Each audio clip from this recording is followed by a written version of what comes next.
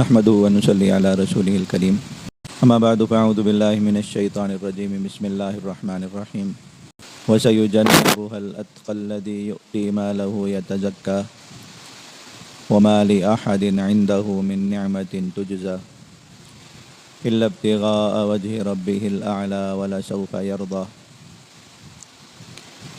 وعن عبد الله بن مسعود رضي الله تعالى عنه قال قال رسول الله صلى الله عليه وسلم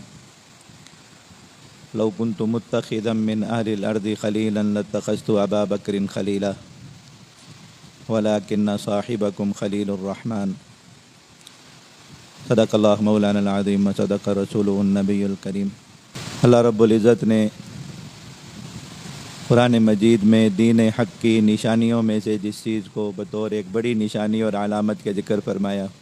وہ نبی کریم صلی اللہ علیہ وسلم کے صحابہ کی جماعت محمد الرسول اللہ والذین معہ. اللہ تعالیٰ کے اس دین کو رسول اللہ صلی اللہ علیہ وسلم کی ذات کے آئینے میں سمجھا جا سکتا ہے اور پھر آپ کی جماعت جو آپ کے ساتھ ہیں انہیں دیکھ کر اللہ رب العزت کے اس دین کی حقیقت کو سمجھا جا سکتا ہے. گویا صحابہ کرام کی جماعت حق کی نشانی، حق کی علامت ہے، حق کا شعار ہے اور حق کا معیار. صحابہ کرام کی محبت، صحابہ کرام کا احترام اور صحابہ کرام کو اللہ رب العزت نے جو مقام اور مرتبہ دیا ہے اس کا احساس، یہ کسی بھی شخص کے مسلمان ہونے، مومن ہونے کی علامت اور نشانی اور اس بات کی کہ اس کے دل میں اللہ رب العزت کی طرف سے جو ایمان کی نعمت ہے اس کو حاصل ہو چکی ہے.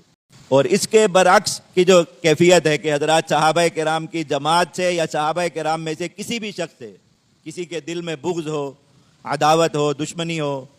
اور بدگمانی ہو، یا اس کی زبان پر ان صحابہ کرام میں سے کسی کے بارے میں کوئی برے کلمات اور ایسی باتیں آتی ہیں جو ان کی شان کے خلاف ہے، تو نبی کریم صلی اللہ علیہ وسلم کے زمانے سے اسے نفاق کی علامت سمجھا جاتا ہے. اگرچہ یہ ظاہر میں اپنے آپ کو مسلمان کہتا رہے، اگرچہ اسلام کا کلمہ پڑھتا رہے، اگرچہ اپنی نسبت جو ہے وہ ایمان کی طرف کرتا رہے، لیکن اس کے دل کے اندر ایمان موجود نہیں. حضرت امام احمد ابن حنبل رحمۃ اللہ علیہ جو اس امت کے ائمہ، جو چار بڑے امام ہیں جن کی پوری دنیا کے جتنے مسلمان ہیں اکثریت مسلمانوں کی انہی چار اماموں کا اتباع کرتے ہیں، ان میں سے چوتھے امام ہیں. وہ یہ فرماتے ہیں کہ اس امت کا اجماع کہتے ہیں اتفاق ہو، کہ ایسا مسئلہ اور ایسی رائے جس میں کوئی اختلاف نہیں ہوتا، دوسری رائے نہیں ہوتی. فرماتے ہیں کہ اس امت کا اجماع اس بات پر کہ حضرات صحابہ کرام کی محبت ایمان ہے، وَبُغْضُهُمْ نِفَاقٌ، اور حضرات صحابہ کرام سے بغض رکھنا یہ نفاق ہے. یعنی اسی سے ایمان اور نفاق پہچانا جاتا ہے. اور پھر صحابہ کرام میں سے کچھ کو اللہ کے نبی صلی اللہ علیہ وسلم نے بطور نام لے کر مقرر فرما دیا کہ آپ صلی اللہ علیہ وسلم کے زمانے میں کچھ صحابہ کرام ایسے تھے جن کے ساتھ نبی کریم صلی اللہ علیہ وسلم کی خصوصی محبت، خصوصی برتاؤ، خصوصی تعلق کی وجہ سے کچھ لوگ ان سے حسد میں مبتلا ہو. تو اللہ کے نبی صلی اللہ علیہ وسلم کا تو نام لے کر فرما دیا ہے کہ پہچاننا ہو کہ مومن کون ہے، منافق کون ہے، تو یہ دیکھو کہ ان سے جو محبت رکھتا ہے وہ مومن ہے، اور جو ان سے بغض رکھتا ہے یا دل میں عداوت اور دشمنی رکھتا ہے یا ان کے بارے میں بدگوئی کرتا ہے وہ آدمی منافق.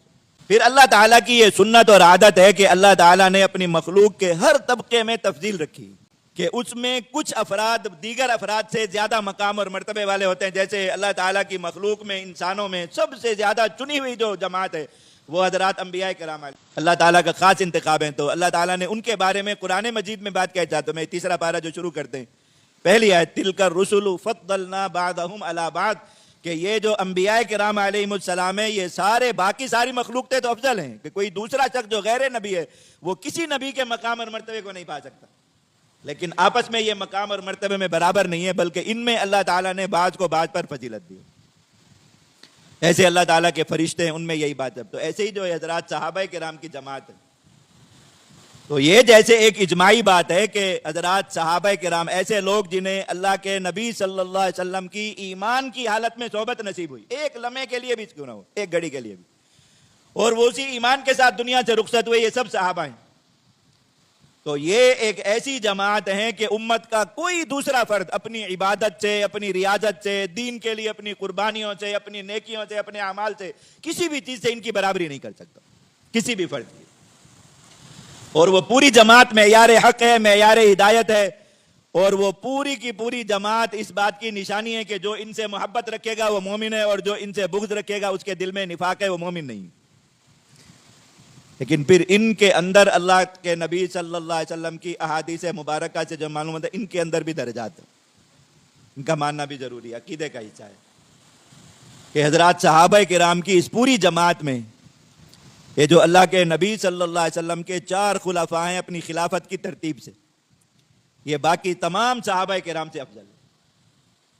اور ان 4 میں بھی پھر جو فضیلت کی ترتیب ہے وہ ان کی خلافت کی ترتیب کے مطابق۔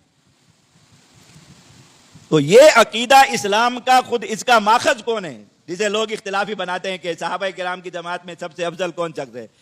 آپ حیران ہو، اہل سنت والجماعت کا جو عقیدہ ہے کہ صحابہ کرام کی جماعت میں سب سے افضل حضرت سیدنا ابوبکر صدیق رضی اللہ تعالیٰ عنہ، ان کے بعد حضرت سیدنا عمر رضی اللہ تعالیٰ عنہ، اس عقیدے کا اہل سنت والجماعت کا جو ہمیشہ سے ایک متواتر اور ایک متفق علیہ عقیدہ چلا رہا ہے، اس عقیدے کا ماخذ کون ہے؟ یعنی یہ عقیدہ لیا کس کے قول سے گیا ہے؟ حضرت سیدنا علی المرتضی کرم اللہ وجہہ خطبے میں یہ بات ارشاد فرمائی، میں یاد رکھو کہ ان افضل هذه الامه یا خیر هذه الامه بعد نبیها ابو بکر و عمر، کہ اس امت میں اپنے نبی حضرت محمد صلی اللہ علیہ وسلم کے بعد جو سب سے بہترین 2 لوگ ہیں یا سب سے افضل جو 2 لوگ ہیں وہ کون ہیں؟ ابو بکر اور عمر رضی اللہ تعالیٰ عنہ۔ اہل سنت والجماعت کا یہ عقیدہ خود کس کے قول سے ماخوذ؟ اللہ کے نبی صلی اللہ علیہ وسلم کے پیارے حضرت سیدنا علی المرتضی رضی اللہ تعالیٰ عنہ، وہ مسلمانوں کو یہ عقیدہ دے کر گئے کہ نبی کریم صلی اللہ علیہ وسلم کی جماعت میں جو سب سے افضل فرد ہیں وہ کون ہیں؟ حضرت ابوبکر صدیق رضی اللہ تعالیٰ عنہ، ان کے بعد حضرت سیدنا عمر رضی اللہ تعالیٰ عنہ۔ تو یہ ایسی بات ہے جو اللہ کے نبی صلی اللہ علیہ وسلم قرآن مجید میں بھی موجود اور واضح الفاظ موجود، لیکن اللہ کے نبی صلی اللہ علیہ وسلم نے اپنی پوری زندگی اپنے عمل سے اور اپنے قول سے حضرات صحابہ کرام کے ذہنوں میں، ان کے دل و دماغ میں یہ بات بٹھائی کہ اس جماعت میں ہر فرد ایک الگ الگ رنگ، الگ الگ خوشبو اور الگ الگ صفت کا حامل، اور ہر ایک کی دین اسلام کے لیے خدمات، اللہ اور اس کے رسول کے ساتھ وفاداری، اس کا اپنا ایک رنگ ہے ہر ایک کا، جس کو بھی دیکھے۔ اور فرمایا کہ یہ ایسے ہیں جیسے آسمانوں پر ستارے ہوتے ہیں کہ ان سے لوگ رہنمائی حاصل کرتے ہیں۔ کوئی بھٹک جاتا ہے تو رات کے وقت میں راستہ بھول جائے، قافلے پہلے چلتے تھے تو راتوں کو راستہ بتانے کے لیے، ابھی بھی جو لوگ صحراؤں میں رہتے ہیں اور شہروں کی زندگی سے دور ہیں، اسی طرح دور دراز صحراؤں میں رہتے ہیں، ابھی بھی ان کے اندر یہ فن زندہ ہے کہ وہ اپنے جو ہے وہ دور دراز علاقوں کے جو سفر کرتے ہیں لمبے لمبے، نہ زمین پر سڑکیں ہوتی ہیں نہ نشان ہوتی ہیں، یہ ستاروں کو دیکھ کر چلتے ہیں اور رہنمائی اور ہدایت حاصل کرتے ہیں۔ تو اللہ کے نبی صلی اللہ علیہ وسلم ہے کہ یہ پوری جماعت ایسے ہے، جہاں بھی کوئی زندگی کا مسئلہ پیش آئے گا، کوئی عقیدے کا مسئلہ ہو، کوئی عمل کا مسئلہ ہو، کوئی رائے کا مسئلہ ہو، تو ادھر صحابہ کرام کی جماعت میں دیکھ لینا کوئی نہ کوئی ستارہ جگمگا رہا ہو جس سے اس مسئلے میں بھی آپ کو رہنمائی مل جائے۔ پوری جماعت یہ، لیکن پھر اسی جماعت کے دل و دماغ میں اللہ کے نبی صلی اللہ علیہ وسلم نے اپنے قول و عمل سے جو بات بٹھائی وہ کیا ہے کہ اس جماعت میں سب سے افضل فرد، سب سے بہترین فرد اور اللہ کے نبی صلی اللہ علیہ وسلم کی سنت، آپ کی زندگی، آپ کے عمل کے قریب ترین جو فرد ہیں وہ حضرت سیدنا ابوبکر صدیق رضی اللہ تعالیٰ۔ اس لیے دیکھیں اللہ کے نبی صلی اللہ علیہ وسلم کے دنیا سے تشریف لے جاتے ہی حضرات صحابہ کرام کو ذرا سا بھی تردد نہیں ہوا، ذرا سا بھی اختلاف نہیں ہوا، کوئی لڑائی جھگڑا نہیں، کوئی بات نہیں ہوئی کہ اللہ کے نبی صلی اللہ علیہ وسلم کی مسند پر مسلمانوں کا نظام چلانے کے لیے اور مسلمانوں کا جو نظم اجتماعی ہے اس کو برقرار رکھنے کے لیے اس کی باغ دوڑ کس شخص کے ہاتھ میں دی جائے تو ابوبکر صدیق رضی اللہ تعالیٰ کی ذات پر فیصلہ ہو گیا۔ جو تھوڑی سی کوئی بات تھی بھی تو حضرت سیدنا عمر رضی اللہ تعالیٰ نے کھڑے ہو کر یہی بات ان کے سامنے رکھی۔ میں کہ یہ قرآن مجید دیکھو، یہ اللہ کے نبی صلی اللہ علیہ وسلم کے ساتھ کس شخص کا ذکر کر رہا ہے ہماری پوری جماعت میں؟ 2 آیات ان کو بتائیں۔ میں کہا ابوبکر رضی اللہ تعالیٰ کا، تو کہا اللہ تعالیٰ اپنے نبی کے ساتھ قرآن مجید میں جس شخص کا ذکر فرما رہے ہیں، ہمارے لیے یہ بات مناسب ہے کہ ہم اس کو چھوڑ اس کی موجودگی میں کسی دوسرے فرد کے بارے میں یہ سوچیں بھی کہ وہ مسلمانوں کا ذمہ دار ہو سکتا ہے؟ تو بس بات ختم ہو اور اتفاق۔ دیکھیں یہ سب سے بڑا مسئلہ ہوتا ہے، کسی کوئی فرد دنیا سے، بڑا آدمی دنیا سے رخصت ہو رہا ہو تو اس کی جانشینی کون کرے گا؟ جب اور جماعت بھی جب ایسی ہو کہ اللہ کے نبی صلی اللہ علیہ وسلم صحابہ کرام جماعت کے ایک ایک فرد کو اگر دیکھیں، ایک ایک فرد کو، تو یہی لگے گا کہ اس سے بہتر فرد تو اللہ کی زمین پر کوئی موجود ہی نہیں ہے۔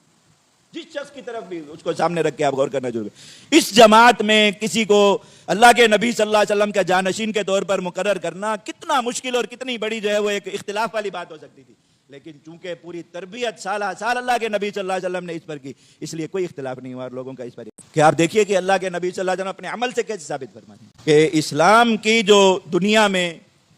اللہ تعالیٰ نے اسلام کو غالب کرنے کے اور اسلام کو عام اس کی دعوت کرنے کے جو سفر کا آغاز ہوا ہے، یہ پہلا اتنا طویل زمانہ تو اسلام خاطر قربانیوں کا ہے۔ جو اس سفر کا آغاز ہوا ہے کہ اسلام اب جو ہے وہ ان حدوں کو اور ان سرحدوں کو پار کرے گا، اور وہ اپنی اس قسم پرسی کے عالم سے نکل کے اب طاقت، قوت، اقتدار اور دنیا میں اپنے پھیلاؤ اور غلبے کی جانب سفر شروع کرے گا۔ اس کا آغاز ہوا ہے نبی کریم صلی اللہ علیہ وسلم کی ہجرت سے۔ پہلا پتھر دے اس کا کہ آپ صلی اللہ علیہ وسلم اب اس مکہ مکرمہ کے ماحول کو چھوڑ کر یہاں سے نکلیں گے، اور پھر اس کے بعد اللہ رب العزت نے دین کی دعوت کا انداز، رخ بدلا، جہاد کا حکم آیا، اللہ تعالیٰ نے تلوار ہاتھ میں دے دی، دعوت کا انداز تبدیل فرما دیا، اور اس کے بعد پھر یہ مناظر ختم ہو گئے کہ اب جو آدمی مسلمان ہوگا بس وہ انگاروں پہ لٹایا جائے گا، مارا جائے گا، پیٹا جائے گا، اور جو ہے وہ اسلام کی خاطر ستایا جائے گا۔ نہیں، اب اس کا رخ بدل رہا ہے کہ اب جو اسلام کو نہیں مانے گا ان کی لاشیں زمین پر گرائی جائیں گی،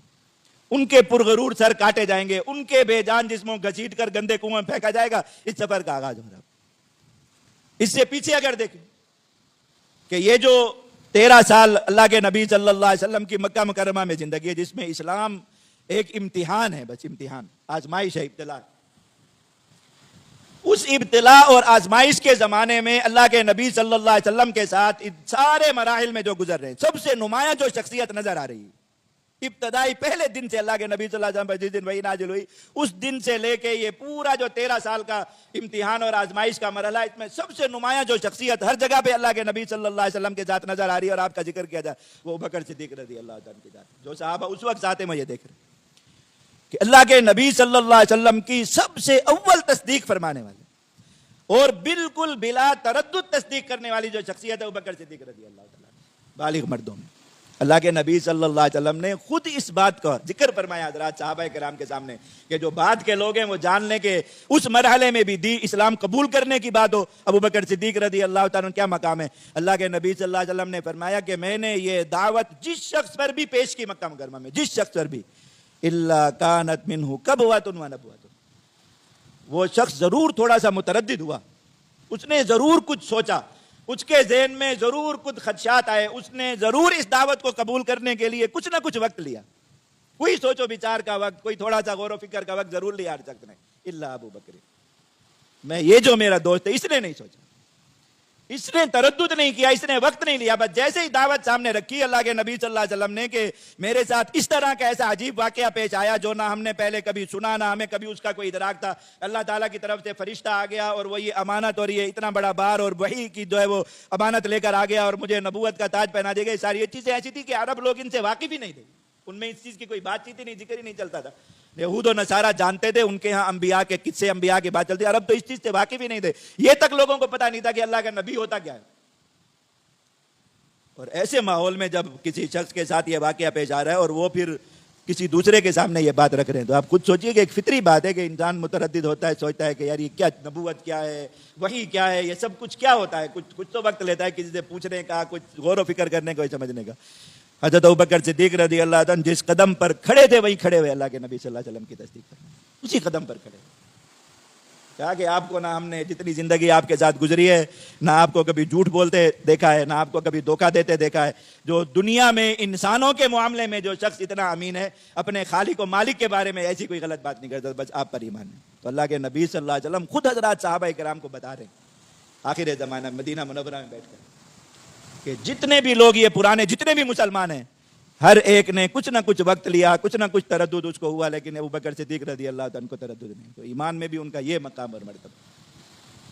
تو یہ واقعات کئی مرتبہ میں یہاں آپ حضرات کے سامنے جو جمعہ یہاں پڑھتے ہیں مستقل عرض کرتا رہتا ہوں کہ ابوبکر صدیق رضی اللہ تعالیٰ عنہ نے اللہ کے نبی صلی اللہ علیہ وسلم کی معراج کے واقعے کی جس طرح تصدیق کی، اللہ کے نبی صلی اللہ علیہ وسلم سے پوچھنے کے لیے نہیں آئے، کافر بتا رہا ہے کہ آپ کے دوست محمد الرسول اللہ یہ بتا رہے ہیں کہ میں راتوں رات مسجد اقصیٰ گیا ہوں، آسمانوں پر گیا ہوں، کہا میرے دوست نے کہا، انہوں نے کہا سچ۔ پھر ایمان کی دعوت کہ اللہ کے نبی صلی اللہ علیہ وسلم کی جماعت کے جو ابوبکر صدیق رضی اللہ تعالیٰ عنہ کے بعد سب سے پہلے 6 افراد ہیں، یہ سارے کے سارے حضرت ابوبکر صدیق رضی اللہ تعالیٰ عنہ کی دعوت پر مسلمان ہیں، وہ براہ راست اللہ کے نبی صلی اللہ علیہ وسلم سے دعوت نہیں پہنچی۔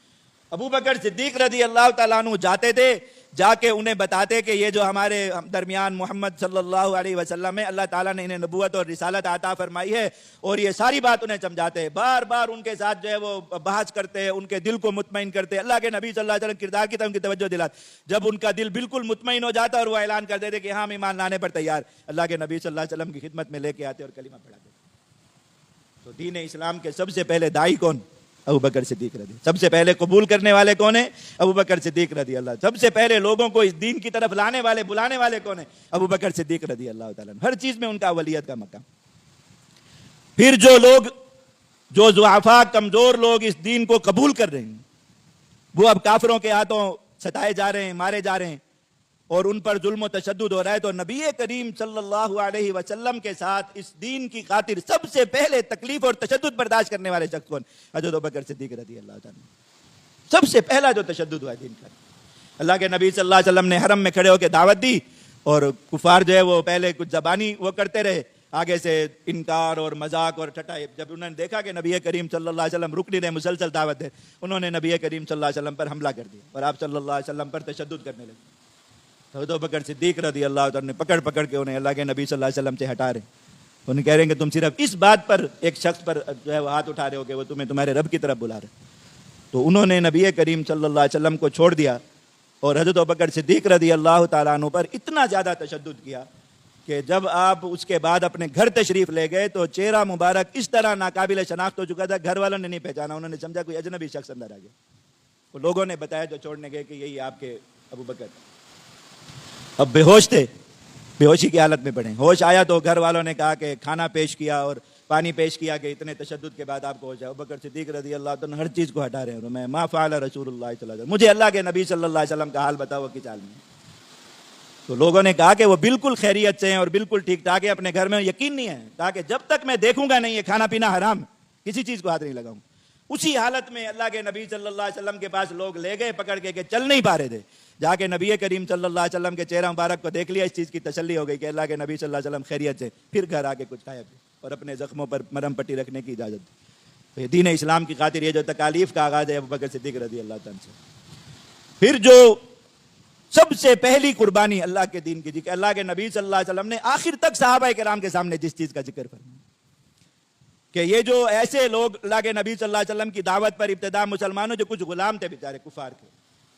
اب غلام تو اپنے مالک کے لیے بالکل ایک ایسی چیز ہے کہ وہ کوئی بھی سلوک اس کے ساتھ کرنا چاہے، دنیا بھی اسے اس پر کچھ نہیں کہتی، نہ اس کا کوئی حامی ہوتا ہے نہ اس کا کوئی مددگار ہوتا ہے۔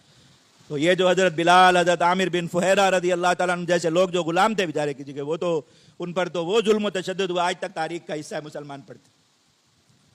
تو حضرت ابوبکر صدیق رضی اللہ تعالیٰ عنہ کو اللہ تعالیٰ نے اس وقت میں بہت مال دیا تھا، مکہ مکرمہ کے جو 2-3 سب سے مالدار ترین لوگ تھے ان میں شمار ہوتے، سارا کا سارا مال لا کے اللہ کے نبی صلی اللہ علیہ وسلم قدموں میں رکھ دیا، کہا یا رسول اللہ یہ ان لوگوں کو اس مال کے ذریعے آپ چھڑا لیجیے۔ ایک ایک شخص کا جا کے سودا کرتے، منہ مانگی قیمت اس کو دے کے، وہ تاریخ نگاروں نے لکھا کہ صرف یہ اسلام کے ابتدائی دور میں 40,000 دینار حضرت ابوبکر صدیق رضی اللہ تعالیٰ عنہ نے صرف ان جو مظلوم مسلمانوں کو غلامی سے نجات دلانے اور ان کافروں کی جو ہے وہ قید سے نجات دلانے کے لیے اس پر انہوں نے خرچ کر دیے۔ 50 کروڑ سے زیادہ کی رقم بنتی ہے زمانے کے حساب سے۔ یہ ابوبکر صدیق رضی اللہ عنہ کا۔ اللہ کے نبی صلی اللہ علیہ وسلم بالکل آخر زمانہ میں جب اپنی دنیا سے رخصتی کا اعلان فرما رہے تھے حضرات صحابہ کرام کے سامنے، یہ دنیا سے جانے والے، اور وہ ایک ایسا اشارہ فرمایا جو ابوبکر صدیق رضی اللہ تعالیٰ عنہ ہی سمجھے۔ اللہ کے نبی صلی اللہ علیہ وسلم نے فرمایا ان من امن الناس علیہ فی صحبتہ ومالہ ابا بکر،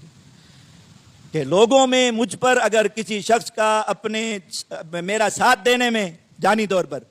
اور مجھ پر اپنا مال خرچ کرنے میں سب سے بڑا اگر کسی شخص کا احسان ہے تو ابو بکر صدیق رضی اللہ تعالیٰ۔ اور ساتھ یہ بات ارشاد فرمائی کہ اللہ تعالیٰ نے بعد میں مجھ پر وسعت کر دی،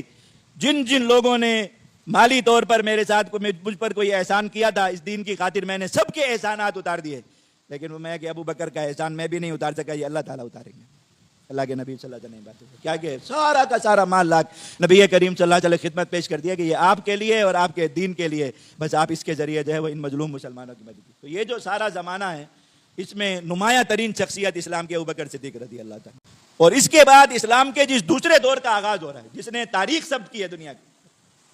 تو اس کا جو سب سے پہلا مرحلہ ہے ہجرت کا، اللہ کے نبی صلی اللہ علیہ وسلم نے ہجرت فرمائی اور وہاں سے اسلام کے بالکل ایک نئے دور کا آغاز شروع ہوا جس کو نام ہی الگ دور کا دیا، مدنی دور شروع ہو رہا ہے، اسلام کے غلبے کا دور شروع ہو رہا ہے۔ تو اس وقت میں اللہ کے نبی صلی اللہ علیہ وسلم نے اپنے ساتھ کے لیے کس کو منتخب فرمایا اپنی پوری جماعت میں؟ دیکھو سفر کا مسئلہ ہے اور سفر بھی خطرے کا ہے، پتہ ہے کہ وہ پورا راستہ کفار نے تعاقب کیا ہے، سب کیا، جان کس شخص کو اختیار کرتا ہے جو سب سے طاقتور ہو، سب سے مضبوط ہو۔ صحابہ کرام کی جماعت میں حضرت ابوبکر صدیق رضی اللہ تعالیٰ عنہ بظاہر جسمانی طور پر کمزور شخص، بظاہر نحیف جسم تھا، بہت کمزور، اور ایسا کوئی جیسے کہ انسان اپنی طاقت قوت اور اس میں کوئی شہرت رکھتا نہیں. یہ رخسار حضرت ابوبکر صدیق رضی اللہ عنہ کے اس میں لکھا ہے کہ اندر دھنسے ہوئے تھے، اس طرح تھا، جسم پر گوشت بھی کم تھا. اور یہاں تھا تو عمر رضی اللہ تعالیٰ عنہ جیسے لوگ بھی موجود، حضرت زبیر اور اس طرح کے لوگ جو جن کی طاقت، جن کی حضرت حمزہ رضی اللہ تعالیٰ عنہ اللہ تعالیٰ کے شہری، سارے لوگ موجود. اللہ کے نبی صلی اللہ علیہ وسلم نے اس سفر کے لیے انتخاب کس کا فرمایا اپنے ساتھ؟ حضرت ابوبکر صدیق رضی اللہ تعالیٰ عنہ.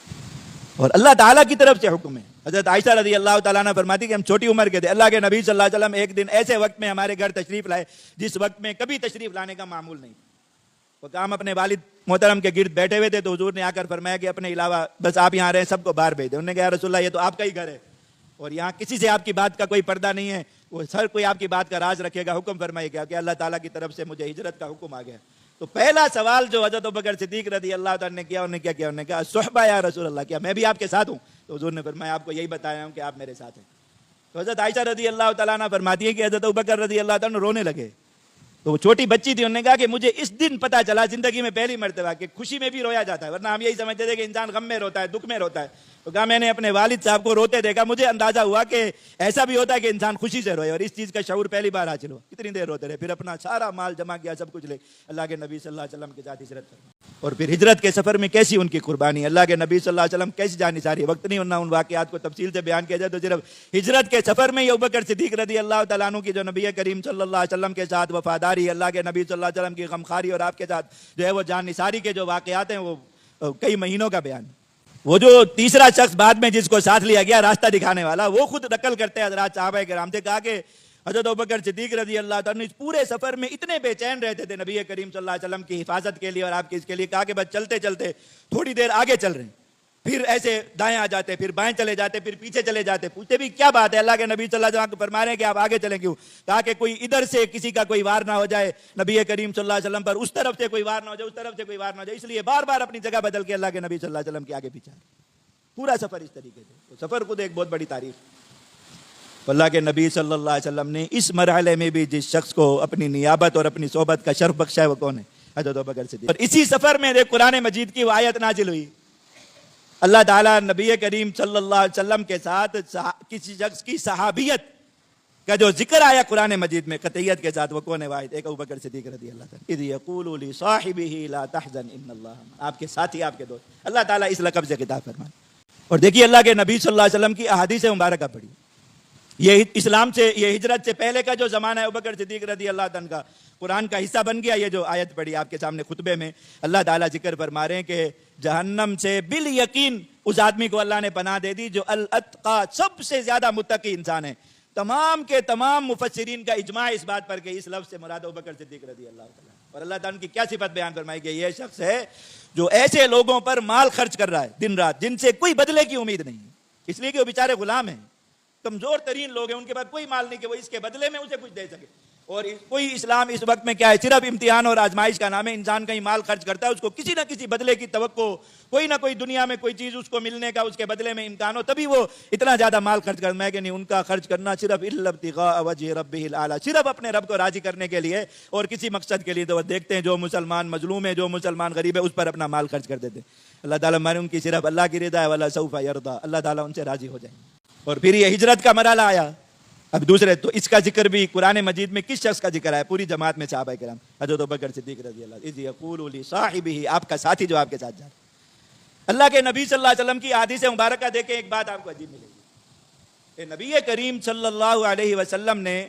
یہ جو صاحب کا لفظ ہے، ساتھی، پیار کا ایک محبت کا لفظ ہے جو اللہ تعالیٰ نے قرآن مجید میں نازل فرمایا. اپنی جماعت میں کسی شخص کو اس لقب سے جب بھی خطاب فرمایا، ابوبکر صدیق رضی اللہ عنہ کو فرمایا. جب بھی صاحبی کا لفظ کہا کہ میرا دوست، میرا ساتھی، تو کس کا ذکر ہے؟ ابوبکر صدیق رضی اللہ عنہ. کتنے عجیب عجیب واقعات. اللہ کے نبی صلی اللہ علیہ وسلم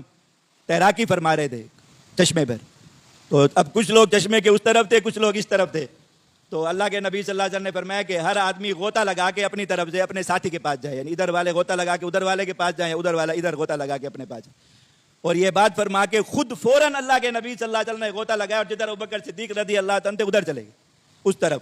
اور جب پانی سے نکلے تو ایسے ان کے گلے میں ہاتھ ڈال کے نبی کریم صلی اللہ علیہ وسلم لٹک گئے ان کے جسم کے ساتھ. فرمایا انا الی صاحبی، انا الی صاحبی، میں اپنے دوست کی طرف جا رہا ہوں. اور جلال فرمایا اس بات پر. کہ اس جو شرف صحبت کا ابوبکر صدیق رضی اللہ تعالیٰ عنہ کے مقام کا اس سے آپ اندازہ لگا لیں کہ اللہ کے نبی صلی اللہ علیہ وسلم کو کسی کی محبت کی خاطر دوسروں پر، اپنے ساتھیوں میں سے ہی دوسروں پر غصہ آ جائے. حضرت ابو بکر اور حضرت عمر رضی اللہ تعالیٰ عنہ کے درمیان کسی بات پر کوئی تھوڑی سی بحث ہو گئی،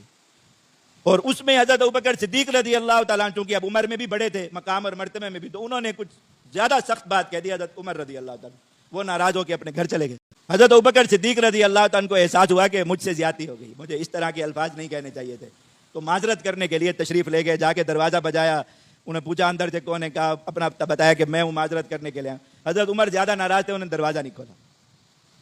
تو ابوبکر صدیق رضی اللہ تعالیٰ عنہ اب اس بے چینی میں کہ بھئی غلطی بھی مجھ سے ہو گئی، بھئی زیادتی ہو گئی تھوڑی سی، اور پھر آگے انہوں نے معاف کرنے سے بھی وہ کر دیا، انکار کر دیا. تو پریشانی میں تیز تیز چلتے ہوئے اللہ کے نبی صلی اللہ علیہ وسلم کی مجلس میں آ گئے، مسجد نبی شریف.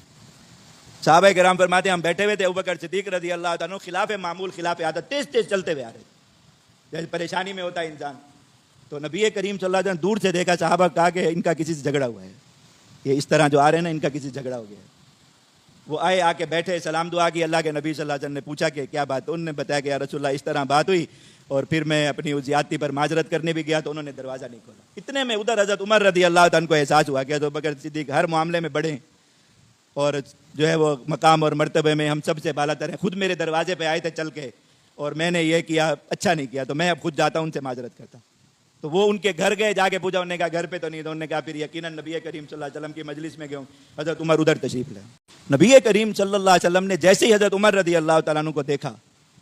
تو صحابہ کرام فرماتے ہیں کہ خلاف معمول اللہ کے نبی صلی اللہ علیہ وسلم کے چہرے پر شدید غصے کے آثار جاری ہوئے، شدید غصے،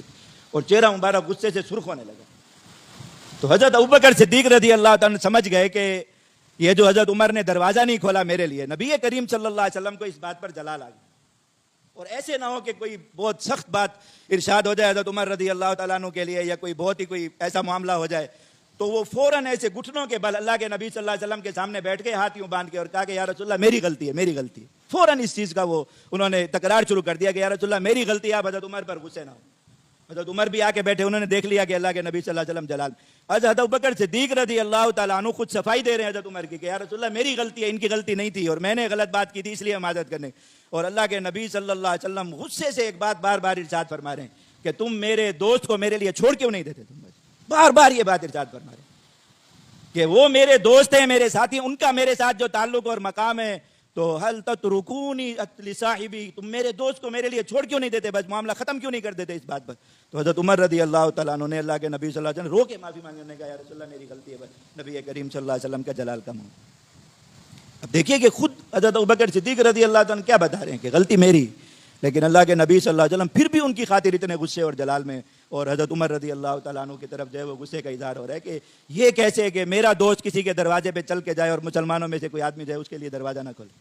اور وہ اپنی غلطی پر معذرت کرنا چاہیں، اور آگے سے جو کوئی شخص ان کو یہ کہہ دے کہ نہیں میں آپ کی معذرت قبول نہیں کرتا یا کیا، تو شک ان کی غلطی ہے. لیکن اللہ کے نبی صلی اللہ علیہ وسلم ان کی خاطر جلال میں کیا ہے کہ وہ صاحب ہی میرے دوست.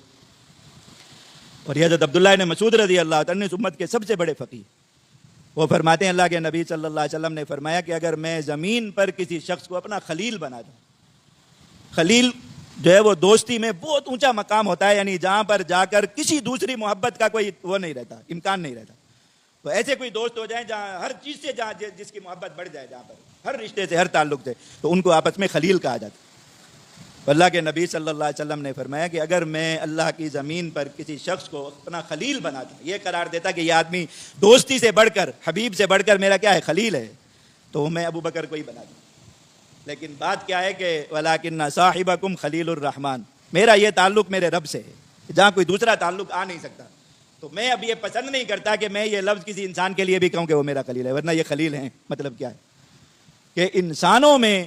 اللہ کے نبی صلی اللہ علیہ وسلم، خود حضرت عائشہ رضی اللہ تعالیٰ عنہ جن کی نبی کریم صلی اللہ علیہ وسلم کی ان کے ساتھ محبت ایک مثال ہے،